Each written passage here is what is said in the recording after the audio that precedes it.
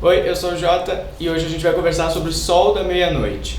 Como é que eu posso dizer? Essa releitura do primeiro livro da saga Crepúsculo, que a gente não pediu. Eu sei que os verdadeiros fãs da saga estavam bem ansiosos por esse livro. Lembro que na época que saiu os primeiros livros, na época que terminou a saga, né, os filmes e tudo mais, falava-se muito sobre esse livro, né, que era a versão do Edward da história. Era meio que uma lenda entre a galera, então vazou, tem gente que leu uns pedaços, não sei o que, papai. Aí eu acho que a Stephanie deu uma cansadinha, falou, galera, quer saber?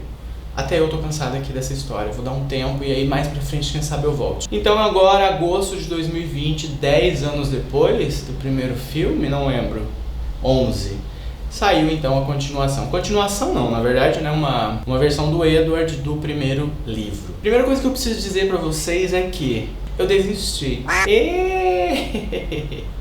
A pessoa se propõe a falar de livros e tá dizendo que desistiu do livro. Que isso? A gente já vai falar sobre isso. Mas o porquê? Eu parei em 30%. Eu sinceramente não aguentei. Sério, de verdade. Não é... Entendeu? Não é.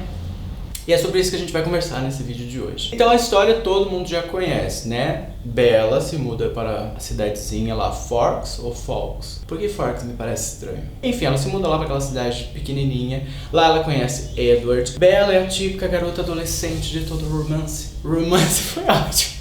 Então assim, ela é desengonçadinha, ela não é aquela pessoa mais popular da escola, mesmo assim os garotos acham ela super interessante. E aí ela conhece Edward, né, que é um bambambam ali daquela cidade, daquela turma, daquele colégio, né, ele tá ali na rodinha dos Cullen. Aquelas pessoas que no ensino médio você quer ser amigo, mas ao mesmo tempo você pensa, será?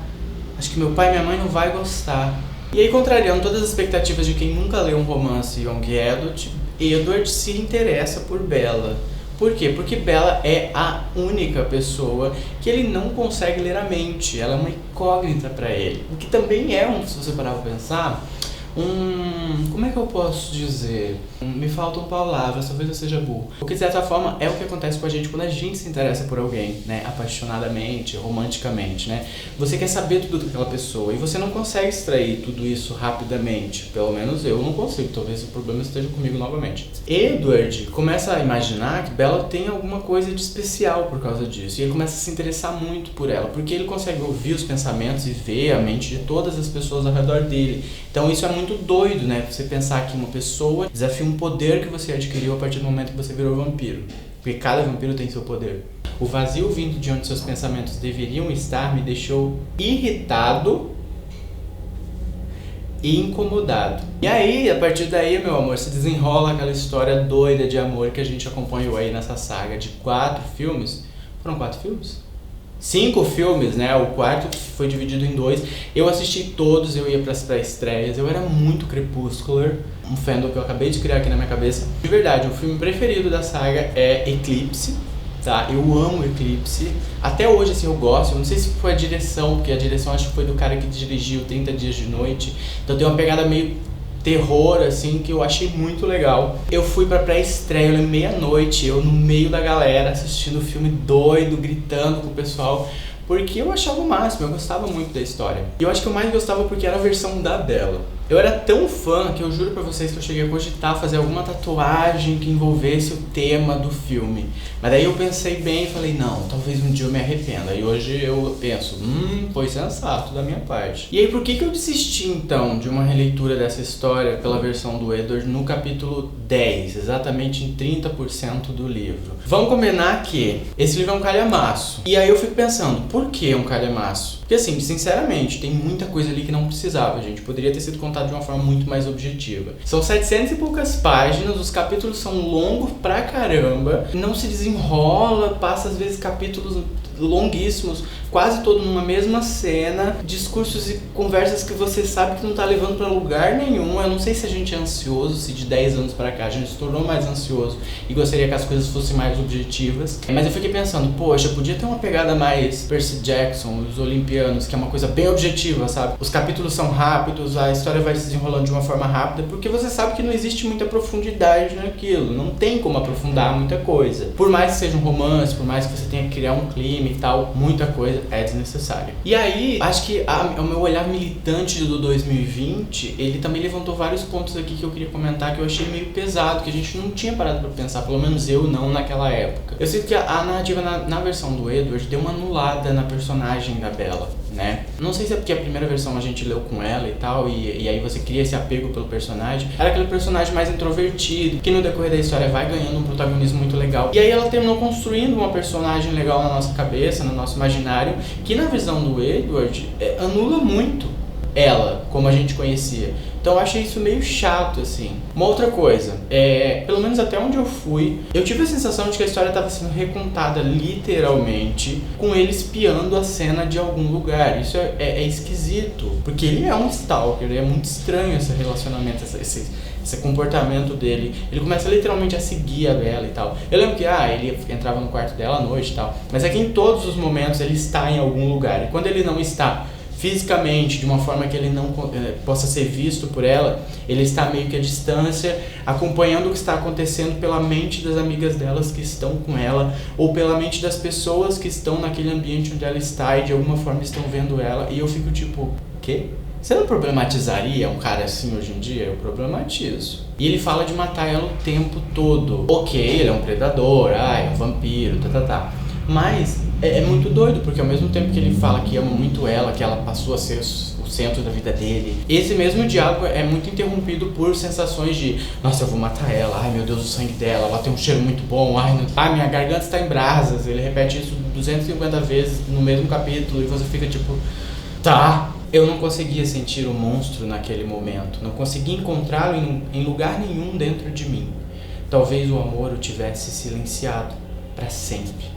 Se eu a matasse, não seria intencional, apenas um terrível acidente. Ah tá, daí pode. Não, daí tranquilo, só é porque ele amava. Matar quando se ama, gente, um acidente acontece.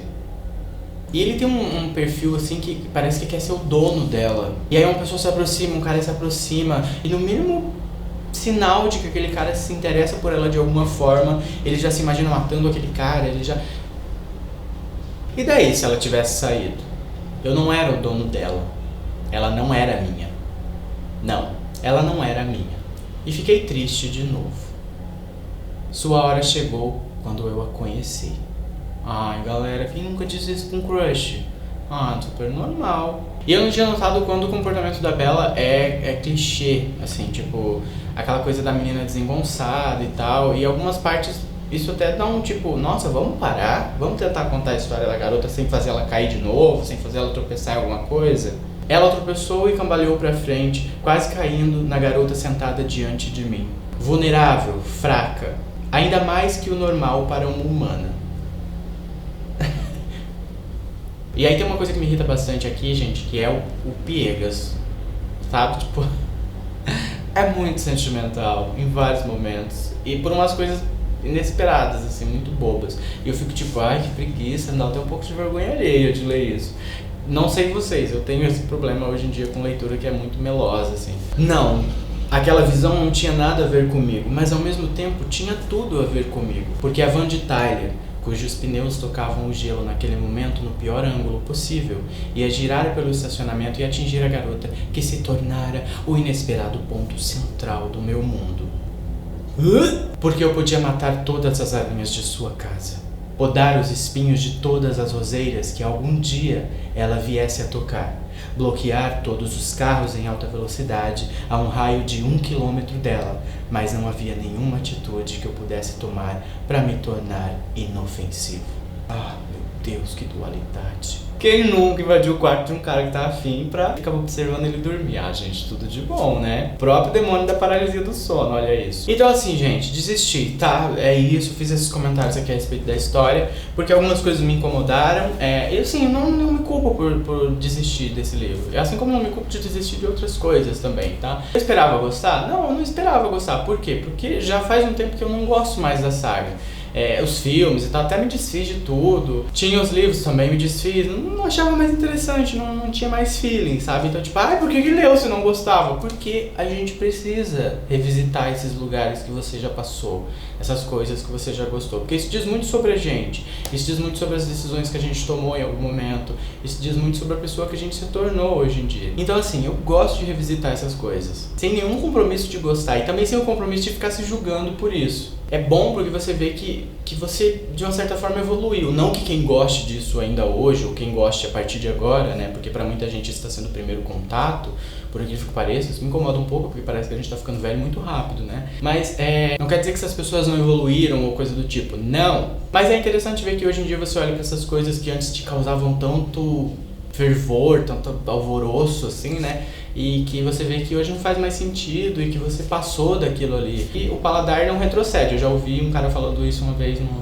palestra da vida e eu achei muito legal. E por fim, eu quero deixar bem claro aqui que eu não costumo desistir das coisas. Se eu compro um chá e ele não é bom, eu tomo ele até o fim, porque eu paguei. Principalmente com coisas que eu paguei, porque eu sei o valor do meu dinheirinho, né? Exceto com literatura. Eu nunca tive medo de desistir de livros porque eu vejo a literatura, pra mim, tirando leituras que são obrigatórias, né, técnicas, coisas assim, literatura de uma forma geral pra mim é algo em que eu deposito o tempo que eu tenho livre pra descansar, pra reservar pra mim, né, pra me reenergizar de alguma forma e tal. Então assim, isso tem que ser feito com qualidade. E se o livro não é legal, se aquela história não tá me agradando, eu vou sair daquilo. E eu recomendo que você faça isso também, porque eu acho que, inclusive, é uma das coisas que mais afastam as pessoas de literatura de uma forma geral, da leitura, do hábito da leitura. Esse rolê da gente olhar pra um livro e pensar que precisa ler até o fim, independente do que acontecer, porque desistir de um livro é algo chato, é feio, Não, desiste, se não tá legal, desiste. Leia aquilo que você gosta. É um dos primeiros passos pra você gostar de ler de verdade. Identifica o que você gosta e começa por ele. Isso aqui não quer dizer que eu não quero que você leia o livro. Na verdade, eu quero que você leia mesmo esse livro, para tirar suas próprias conclusões a respeito da história. Talvez para você faça sentido, você goste e tudo bem. Essa foi só a minha percepção a respeito dessa história. Para concluir esse rolê aqui dessa história, desse livro, de eu não ter gostado e tudo mais, depois que eu desisti, eu fiquei pensando sobre o quanto é nocivo pra gente não identificar, não saber identificar o momento de encerrar algo, de terminar algo definitivamente que não tá mais agregando pra gente, de nenhuma forma. Pensa com carinho sobre encerrar coisas que não te agregam mais. A começar por uma leitura. Desistir de uma leitura, por exemplo, pode ser o primeiro passo para uma faxina muito mais séria, muito mais profunda na sua vida mesmo. Passando aí pelos relacionamentos, coisas, enfim. Eu acho que faz bem de uma forma geral. Talvez você se livre até de, sei lá, um Edward Cullen que tá aí na sua vida tentando ser protagonista numa história que na verdade nunca foi dele. Enfim, essas são as minhas conclusões. Beijos e até a próxima.